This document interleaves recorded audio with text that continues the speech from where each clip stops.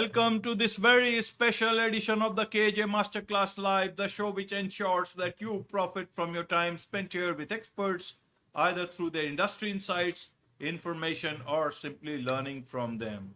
And today we have Tim Newman. He's an accomplished educator and sports professional with nearly 3 decades of experience in the field of sports management and athletic training. He's also the creator of the Formula for Public Speaking, which is a step-by-step program to help anyone who wants to improve their public speaking skills.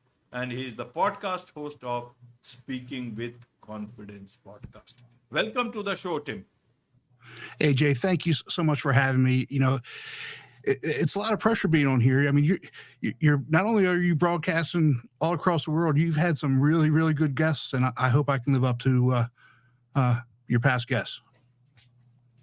You are a guest in your own league, Tim, and you don't have to live anyone's expectation except your own self. We are here in this. You are in the business of educating people, letting them understand and be a better version of themselves, and that is what we will learn about public speaking from you. I will also look forward to learning from you, Tim. So welcome to the show once again. Welcome to India in this online form. And I'm sure not just in India, but a lot of people across the globe will benefit from what we are going to talk right now. As I said, we'll be talking about how one can unlock their speaking potential. We'll talk about all this. But before we come to this, let's understand a bit about your journey so that people can know who they are listening to and also learn from your journey itself. Well, it's a kind of a long story, but I'll make it pretty brief. I had just gotten out of the military in the early 90s. And up to that point, I just gotten out of the military. I'd been an athlete my entire life, and I went to college. And here in the United States, one of the courses you have to take is a speech communication type thing. I don't even remember what they called it back then. And when I got the syllabus, I saw it. I saw you had to stand up in front of people and talk. I said, well, I'm not doing that.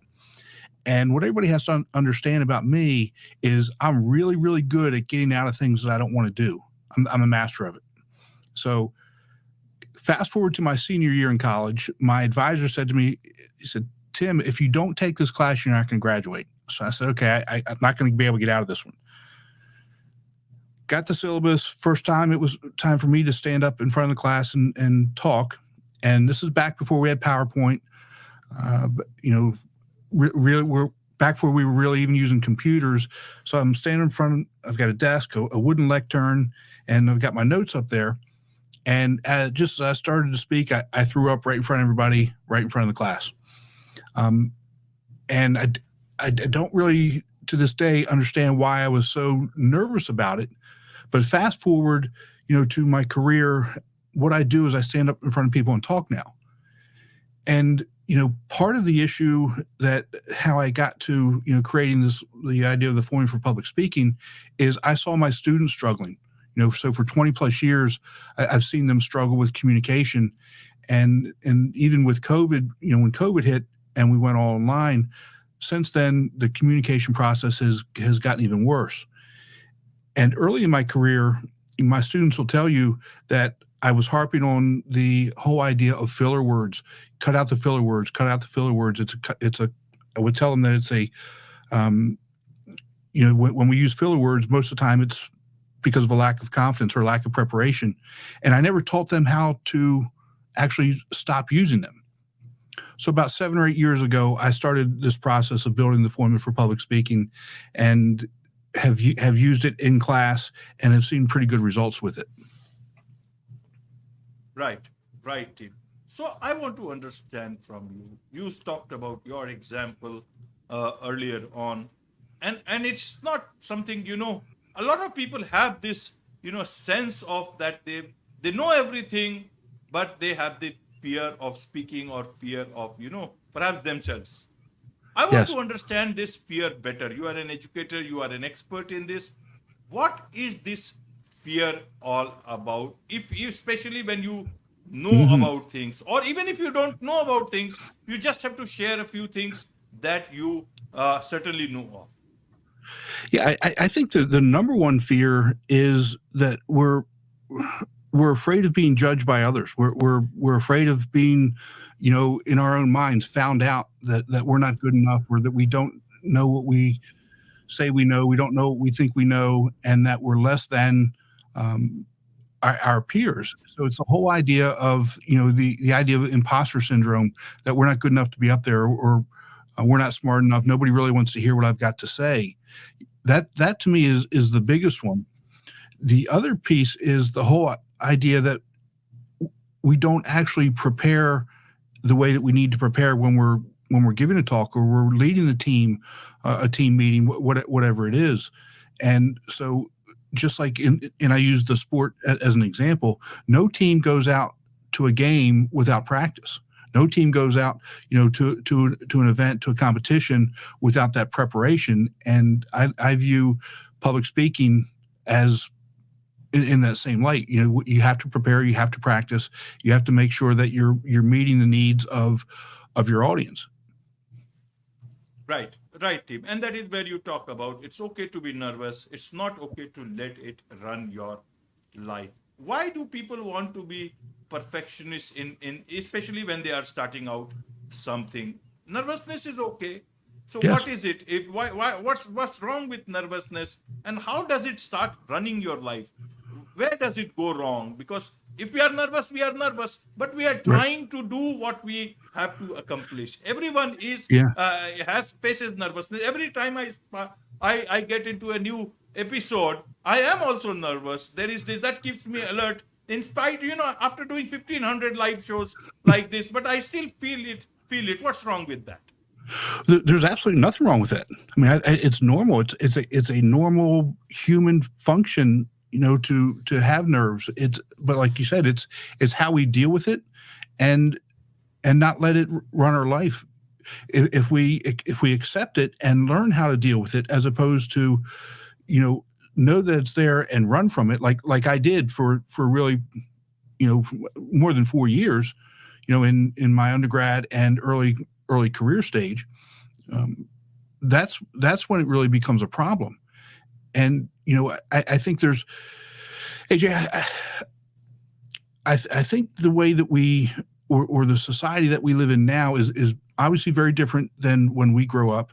And with the whole idea of social media, there's some very good things about social media, such as podcasts and this show, but there's also some very bad things about social media, in terms of, number one, we have our face buried in our phone. We don't really interact with people, and the whole idea that we put a lot of emphasis or value in what other people say about us online and social media, when we may not even know that person. That person may not even know us, but we put so much weight and emphasis on that. And that, I think, is a big problem that young young people and young professionals, which is my main target, really has to kind of get over. That those people, they don't know you, so why would you put that type of weight to what they say? You be you. You live to your strengths. You do your preparation. Don't worry about what they say. For example, if you're leading a team meeting, you were hired for a reason. You were hired because you have those skills. People want to hear what you have to say. So, give it to them. Don't worry about it. I mean, if you're wrong, if you say something wrong, that's part of also of life, because we all make mistakes. We all say things that are wrong. It's owning it, just like anything else, and then correcting it. It's really not that big of a deal. Absolutely not big of a deal. And it can happen with everyone. I give you my example very recently, and it has happened so many times. Many a times, if there's a problem with the printer, or if I write something on this piece of paper so that I can know the guest's name and what they do, many a times my own handwriting becomes ineligible, especially when I'm speaking at up right. And many a times I fumble. But if I Yeah. stick to that, just do that. So I try to be normal. I try to read what is the correct version of it, and then you move forward with, because you are not what about that fumbling is, and you try and learn. I'm still trying to learn from that part. So Yes. how should one try not to be nervous, not let it be run your life? And especially when you are doing this public speaking, should So, be so more worried about the nervousness part or should be more worried about our expertise part? I think we should be more worried about our expertise part and prepare. So, each time we get up in front of people to talk, and when I talk about public speaking, to me, it's not just giving a presentation or being on stage. It's all these things. It's leading a team meeting. It could be going to a networking event. It could be going to an interview. It could be a one-on-one conversation like we're having here, right? Prepare. Number one, research your audience. Know who your audience is so you know who they are, how to talk to them, analogies, things to connect with, all those things that you're going to be building a relationship about. And, one of the things that I harp on is I don't care what industry you get in. It's always about the relationships with other people, always about those relationships and building those and cultivating those relationships. So find common ground, find things that you can connect with. That's first and foremost. Before you even talk about your content, your expertise area, build a relationship, a rapport with your audience. Because if you don't have that relationship and your rapport with your audience, it doesn't really matter how smart you are or what content you're trying to deliver to them. They're not going to get it if they don't have that relationship with you. So that to me is first and foremost. Right.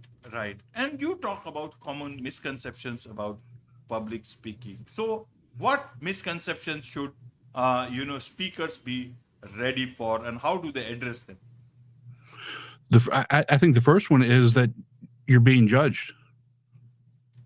Your audience is there again because they want to hear what you have to say. They already think that you're the expert, so they're not writing down, oh, he didn't say this word right, oh, he missed that number. They're not saying that. They want to learn from you. They want to hear what you have to say. So first and foremost, they're not thinking about you. They're not judging you at all. That's the first one. The second one is you don't have to be perfect, and it's okay to say you messed up, because again, when you're in front of people talking, you have much more credibility if you mess up, that you say, you know what, I messed up. That's not what I meant to say. I meant to say this word, or what, that isn't, those aren't the correct numbers. Let me send you the correct numbers when we're done. And because you build so much more credibility that way, don't worry about it, because it happens. And third, the whole idea that it really comes back to the audience judging you.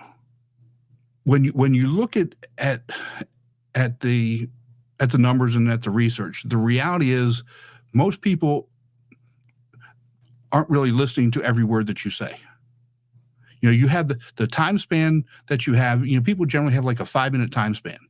So every few minutes, you as the speaker need to make sure that you're connecting and engaging with them, and but understand they're not always necessarily paying attention and hanging on every word that you're saying. Absolutely, Tim. Now, a lot of emphasis nowadays is on public speaking, and people say you should learn. Is public speaking for everyone, or some people, if they don't want to, they can do without it?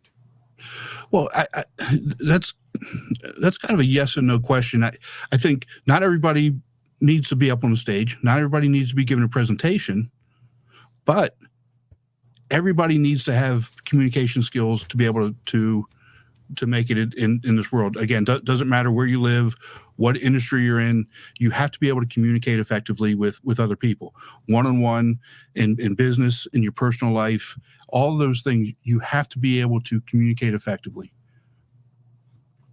Absolutely. And so how do they learn? You are the creator of the formula for public speaking step-by-step program. Yes. Tell us about this so that people who are interested in this, they can join your program. So it's basically really a 4-step process. It's called ACEs. A is for audience. And C is for content. I don't know if anybody watches Sesame Street, where C is for cookie. It's not. In ACEs, C is for content. And I kind of went through what we do with audience, but with content, you start gathering all the content and start to gear it towards your audience.